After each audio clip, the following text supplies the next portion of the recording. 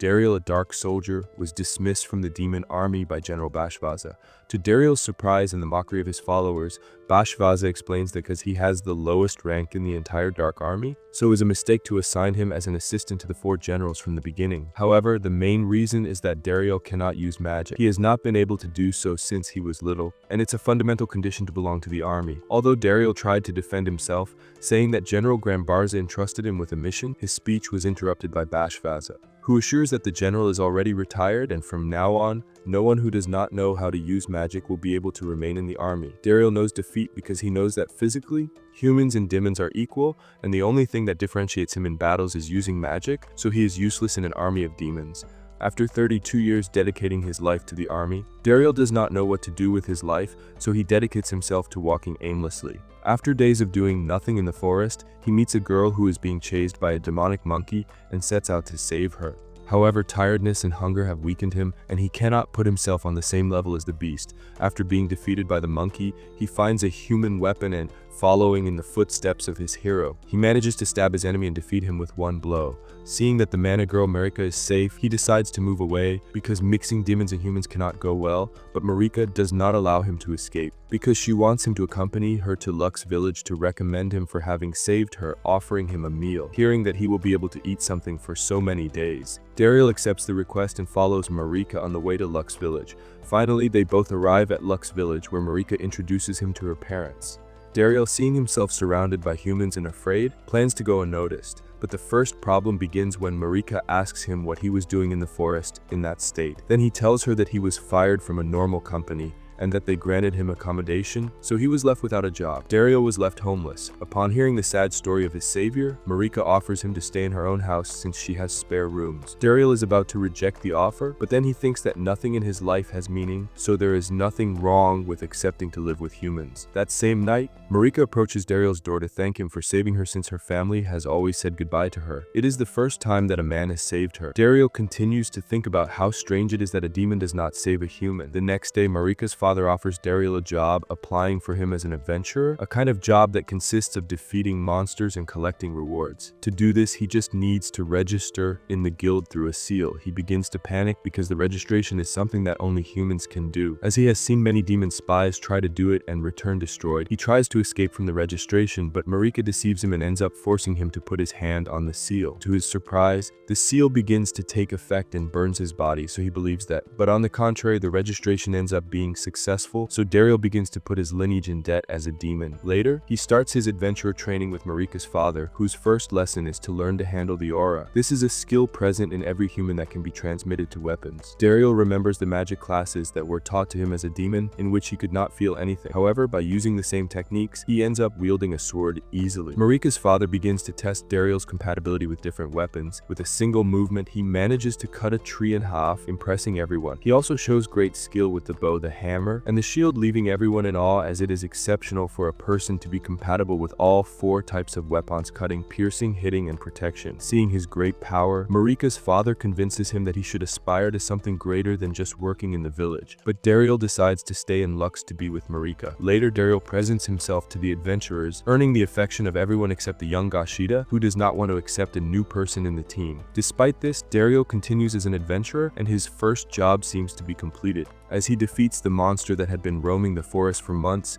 one that Gashida could not defeat. Gashida is furious when he realizes that Dariel has defeated the monster he had been facing for a long time and tries to prove his superiority over the rookie by taking on the mission of eliminating another monster. After Gashida leaves, the mayor, the village chief, praises Dariel for defeating the monkey and protecting the village. The next mission given to Dariel is simple: to look for medicinal herbs. Marika takes advantage of this easy mission to accompany him and show him the village and the rest of the forest. Finally, Dariel gets involved in the forest and begins to look for medicinal herbs. There, Marika shows Dariel her great strength and extensive knowledge of the forest and its dynamics. At that moment, they encounter a tender deer that is anything but gentle. They then see it fighting hand to hand with a monster. Dariel and Marika intervene, and Dariel ends up eliminating both of them. When he takes the antlers from the deer, Gashid observes that the rookie has once again stolen his objective, defeating the monster that had been assigned to him. Furious, Gashida begins to treat Dariel poorly. The mayor is worried about Gashida's attitude, but even more so because he has received information about a new monster lurking around. Snake more dangerous than the monsters Dariel has defeated so far, which can only be faced by a Type C adventurer. Despite being a Type D, Dariel is determined to defeat the monster, so he heads into the forest to look for it. However, the Type C adventurers have marked a perimeter, and if Gashida interferes, it could cause problems in the village. Dariel sets out to look for his partner. However, when he barely enters the woods, he finds Gashida being chased by the gigantic snake and observes that his arrows do no damage to the snake's tough body. Dariel knocks down the monster with his sword, making a large cut across its face, which deeply enrages the snake. It attacks Dariel with its body. Dariel tries to defend himself with his sword, but the hardness of the snake's body is much greater, and he ends up breaking his weapon into several pieces. Seeing no other option, Dariel takes a fragment from the tip of the sword and uses his Profederation ability, throwing it right into the snake's jaws, which allows him to defeat it and surprise Gashida, who has been watching the entire sequence. Later, the brat comments that he has been bitten by the snake, and the poison begins to spread through his body. Dariel uses the antidote that Marika gave him before leaving to stop the poison while healing the wound with the medicinal plants he finds in the forest. Seeing the rookie's vast knowledge of medicinal plants, and after some advice from Dariel on how one must know a little bit of everything since everything is connected, Gashida understands that he must change his attitude the next day. Gashida shows up at Marika's house to thank her for saving him and agrees to change his behavior within the group of adventurers. Meanwhile, in the kingdom of Saviantes, and Harris of Saviantes, one of the 4 warriors, is being scolded for running away from the heroes group and for not having gathered enough information before fighting. Luz de Saviantes blames the assistant, and Savantia fires him.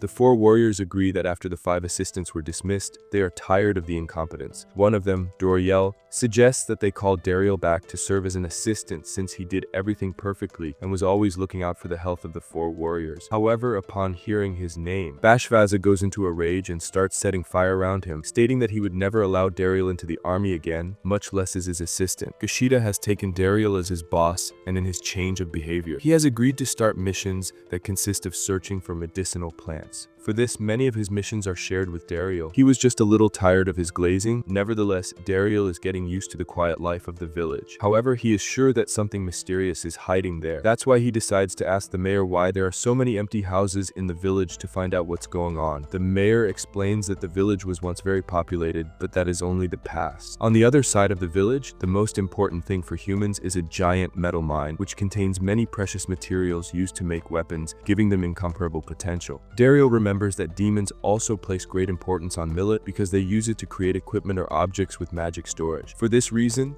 there was a large battalion of hundreds of soldiers sent to take over the mine and gain full control, thus reinforcing their people and activities. However, the demons ultimately managed to take over the mine. Despite attempts to recover it, Lux and the humans lost to the demons and stopped trying. From there, the situation only went downhill and they were destined to die. Upon hearing this, Dariel sets out to help the village of Lux, so he infiltrates the mine, hoping to negotiate with the demons for a bit of military assistance. However, upon arriving, he finds a landscape that is abandoned without any guards or demons to watch over him. What catches his attention is that he begins to feel worried. Despite his fear, Dariel continues to advance and finds himself inside the mine with his former companions, small hooded creatures called corkers. They are very happy to see Dariel after so much time. His friends tell him that lately they have been forced to extract 4 times more than usual. As a result, they are working much harder and are being mistreated. The corkers confess to Dariel that he was the only one who treated them well, and since he is gone, the kingdom is cutting back on workers, meaning they will soon be out of work and must flee. While Dariel thinks about how to help his old friends, some soldiers from the demonic kingdom show up to collect the Metatrio. However, seeing that the corkers are not providing the necessary amount, the new commander begins to mistreat them. One of the corkers, tired of the abuse, reveals himself and slaps the commander from behind. In response, the order is given to destroy all the corkers. Being artisans, these creatures are not made to fight, so their end seems inevitable. With no other option, Dariel intervenes. Dariel presents himself as a human adventurer, covering his face to avoid being discovered. In this way, our protagonist faces a group of soldiers capable of using magic, wielding his sword in an improvised manner. However, he observes that the young soldiers still do not have blood on their hands, so he tries to convince them that if they eliminate someone innocent like the corkers, they will become murderers. Right away, the boys begin to hesitate, but the commander starts giving violent orders that the soldiers cannot disobey. Then, all together, they begin to use their magic, resisting their own sets of commands at the same time. Unfortunately for Dariel, his opponent was an ancient demon who knows the duration of each of his spells. With this information in mind, Dariel begins to attack the soldiers one by one, pausing their magic before they can carry out their attack and quickly turning it on until reaching the commander. commander. Between pleas for his life, the commander reveals to Daryl that Bashvaza commanded him to the post despite being useless and not knowing how to fight, which clearly offends Daryl's pride as he was thrown out for much less. Finally, Daryl scolds the commander and spares their lives. As they flee after the enemies escape, they support him and trust him to protect them. The next day, Daryl tells the mayor that he has reclaimed the militia mine and plans to protect the Corkers but needs his help. The mayor is surprised but agrees to help him, seeing it as a problem for all of humanity. He plans to ask the Sander Guild for help. After that, many people immediately arrived at the mine and began to work there, taking command after years of being under the demon's control. The Corkers, who were previously known in the mine below, are now used more as guides than workers and can now rest happily. In this way, the Lux area changed, even though they had given up after so many years of defeat. Meanwhile, Marika and Daryl's relationship is growing stronger every day. Bashvaza is creating a magic condensing machine, using military as the main material to observe magic. In this way, he can combine various materials, compressing them to create magic much more powerful than the original. The result of all this is the creation of a mega bomb that will improve the power of the 4 warriors. However, large amounts of military are needed, but this does not seem to matter to Bashvaza. In fact, he even enjoys taunting the Corkers, reminding them that Daryl no longer works with them and that no one will be able to defend them, demonstrating a totally bloodthirsty personality. At that moment, one of the 4 warriors tells Bashvaza that the humans have taken the military mines and are now under their power, ruining all their plans. The situation will get worse because the Dark Lord has presented a box to the Avalanche. Later, we see the Avalanche appear before the Dark Lord, who scolds him because he had already forbidden continuing with the mega bomb, but he never stopped. Not only has the chief of the 4 warriors lost the military mine,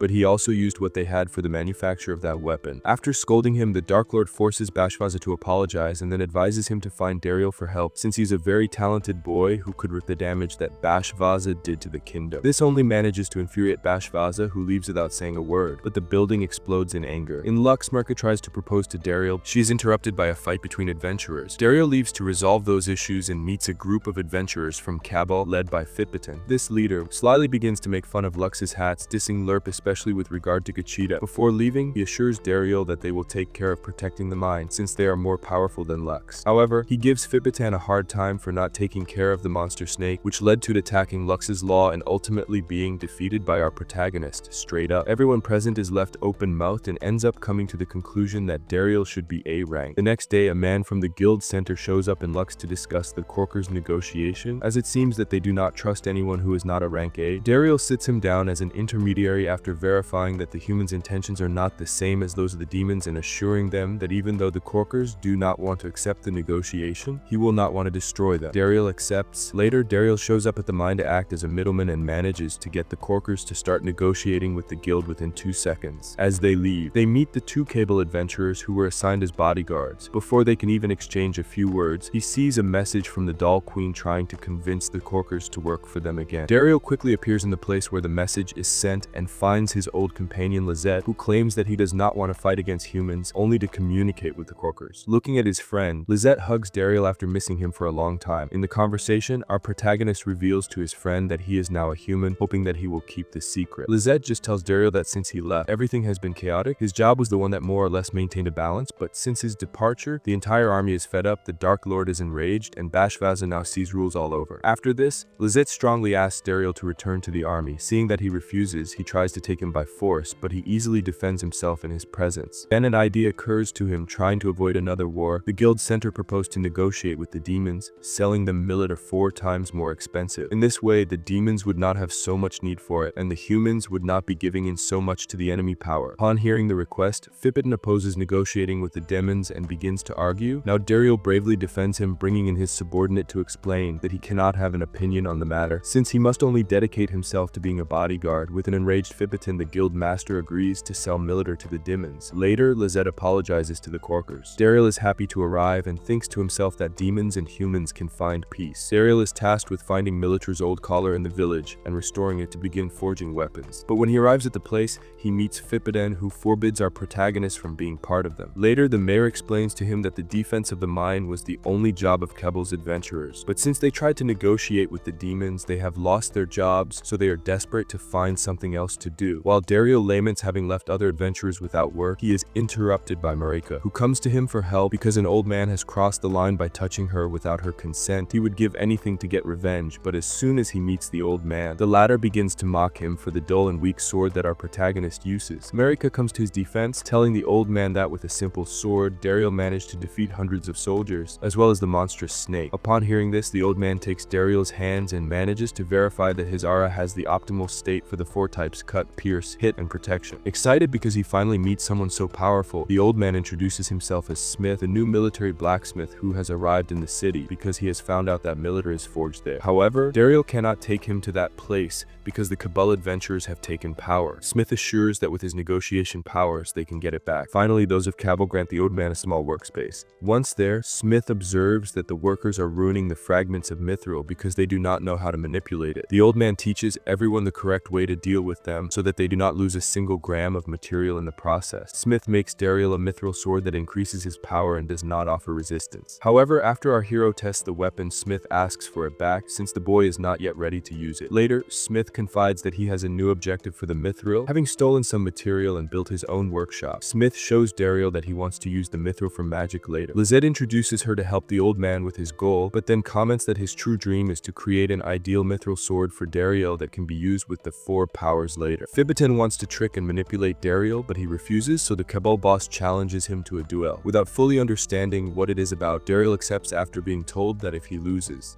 the gold mine would remain in the hands of Cabal. That night, Smith gives Dario the special weapon he made for him. The next day, Fibitan and Dario face each other in a duel with their backs to each other in Mithrilium. The Cable Man mocks him when he sees that Dario only has knives. However, the honor that Fibitan has is quickly destroyed when Dario's speed blitzed him and destroys each and every one of his new weapons. Smith then explains that a supersionist weapon can take infinite forms because it depends on the aura of whoever uses it. Fibiton takes out a long mithril sword from the gallery, but again, Dario destroys it in a jiffy. Later, the Center Guild proposes to Dario to work with them, which paralyzes Marika. After listening to the job proposal, Marika introduces herself to Dario and thanks him for everything he did for her, showing him that since his arrival, everything has improved. Despite Dario leaving to work at the guild, all of Lux will always be grateful to him. However, the protagonist confesses that he does not plan to let go of the job because since he was fired, he had never felt like he belonged anywhere. Lux took him in and adopted him, so he loves it and does not plan to leave. In the demon realm, Bashvaza watches his father undergoing rehabilitation to heal. At dinner, his father, who does not know what is happening in the kingdom, advises Bashvaza to continue listening to Dario. He reveals that when he decided to retire, everyone trusted him, especially the 4 warriors, because being very young, they would not be able to do things right. The idea was to appease the anger and manage to make the king not trust again. His father affirms that the best thing that happened to him in life was meeting Dario. Upon hearing his son's lie, Grambarza confronts him, telling him that he already knows the whole truth and forcing Bashvaza to come back and look for Dario. Otherwise, he will take his position as one of the 4 warriors. Bashvaza refuses because he wants to become as powerful as his father, not only with his skills but without depending on someone as weak as Dario. In Lux, after the emotional conversation between Dario and Marika, the couple finally consummated their relationship. The next day, Dario is completely tense, hoping his in-laws do not notice. Among so mangers to him to ask Marika for her hand in marriage. However, the mayor comes and interrupts him, asking our protagonist to be the new mayor of Lux because since he arrived in the village, everything has improved thanks to him. Before accepting his father-in-law's offer, Dario sets a condition that he will do it only if he can marry Marika. Between tears and with the father's blessing, he accepts the request. A year later, he is married to Marika and both have a son. Despite Smith's death, the town continues to prosper. Then news arrives that the hero is in charge of defeating the Dark Lord and is about to arrive in the village. However, Dario already knows him, and he thinks that the hero is there to defeat him for having been with the demons. But upon receiving her, Dario observes that the hero is actually a girl his age called Lady. Then she confesses that they are in the village to make their Milidrium weapons, in addition to the fact that Lux is a key point for what is coming. And so that ends the summary, guys. Hit the like button and subscribe if y'all want a part 2.